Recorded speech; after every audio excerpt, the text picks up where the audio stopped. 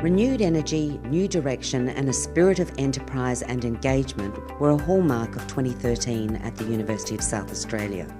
Newly appointed Vice-Chancellor Professor David Lloyd had a jump start to life in Australia and the top job at UniSA with his first official function, hosting a special Friends Day at Australia's Santos Tour Down Under. From the thrills of the cycling carnival to the gravitas of a traditional smoking ceremony and welcome, he was the first new Australian Vice-Chancellor to receive such an honour from the local Kaurna people. The February signing of an international partnership agreement with Tianjin University to explore joint research into sustainable urban development is already bearing fruit, with 8 new research projects established, strong support from the state and federal government, a new research partnership forged with Hong Kong Polytechnic, and 5 postgraduate students completing exchange placements in China and South Australia. That same month, UniSA became the lead Australian institution in a $59 million cooperative research centre in cell therapy manufacture, with a key target of finding commercially viable cell therapies to treat illnesses such as type 1 diabetes. The CRC was launched in December and is up and running.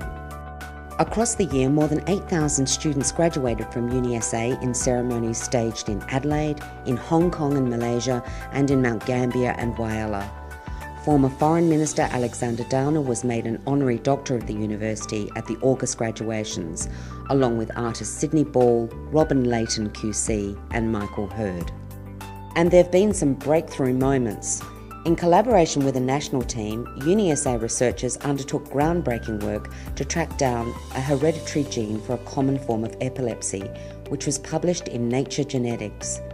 Research from the School of Health Sciences showing that today's children are less athletic than their parents made international headlines in newspapers, on radio and TV, online, and with more than 400 mentions worldwide, and many more in social media. One of the university's most ambitious projects was to stage an online collaboration with students, staff and alumni. Known as UniJam and supported by IBM Technologies, the world-first event for any university attracted more than 7,000 participants from Australia and more than 50 countries around the world. The 36-hour online conversation encouraged more than 17,000 posts on a range of issues from how we structure our degrees right through to what our campuses should look like. In June, the federal government granted UniSA $40 million for a Centre of Cancer Biology to be located in the new Royal Adelaide Hospital precinct, neighbouring the SAMRI building, which will be home to UniSA's School of Population Health in 2014.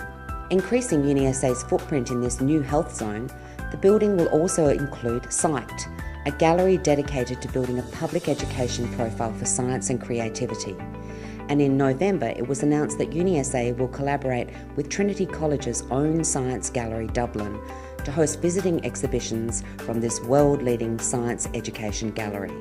In a visit to Trinity College in October, Vice-Chancellor David Lloyd signed an MOU with the college's Long Room Hub. It will spearhead research and academic collaboration with UniSA's Hawke Research Institute, looking at a range of social science issues with a focus on identity transformations and notions of reinvention. In the same month, the Hawke Institute also forged collaboration with Japan's Keio University for similar international research collaboration. In August, the university was honoured to welcome Nobel laureate scientist and microbiologist Dr. Elizabeth Blackburn, who, in conversation with ABC science reporter Robin Williams, explored the career challenges for female scientists and explained the latest theories on the science of ageing. There have also been significant new appointments at the university this year. In the first 6 months, Professor Alan Evans was appointed in the new position of Provost and Chief Academic Officer. Professor Rob Short as Pro-Vice-Chancellor for IT, Engineering and the Environment, and Professor Marie Wilson as the new head of UniSA Business School. The second half of the year saw Professor Bob Fink join the university as Pro-Vice-Chancellor for Health Science, and Deborah Heathsay as the new Director for Advancement, and Dirk Mulder as the Director of International. Awards and honours continued for the university community when 2 academics, Dr. Jackie O'Flaherty and David Morris, were named in the nation's highest teaching awards. Dr. Barbara Hardy, namesake of the Barbara Hardy Research Institute, was named Senior South Australian of the Year, and UniSA's Young Materials Scientist, Dr. Drew Evans, was named South Australian Tall Poppy of the Year. The university also had wide success in garnering support for its research from government and industry, with more than 18 million won in support of a wide range of projects from the Australian Research Council and the NHMRC. The university lost two illustrious friends during the year with the death of iconic Australian artist and Doctor of the University, Geoffrey Smart, and in December, hero, international patron of the Hawke Centre and Doctor of the University, former President of South Africa, Nelson Mandela. Their legacy will live long at the university.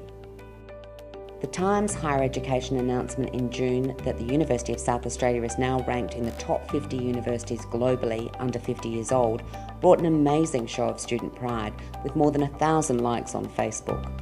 UniSA is now the youngest Australian university to make it in the top 50. And appropriately, students are at the heart of the new Strategic Action Plan for UniSA. Launched in August, the Optimistic Action Plan for the next 5 years, Crossing the Horizon, refocuses the university's efforts on 7 sets of actions. Highlights include a bold plan to consolidate McGill campus as a centre for education research excellence, including the co-location of schools on campus, providing 0 to Year 12 education, and more opportunities for student teachers to get hands-on experience. There will also be a buddy system for every new UniSA student to help them navigate university, and the plan includes the appointment of 100 new professors. 2013 has been a year of achievement, fast-paced and full of new ideas, new insights and new possibilities. It's been a year where we've laid some strong and important foundations for what are set to be years of growth and enterprise.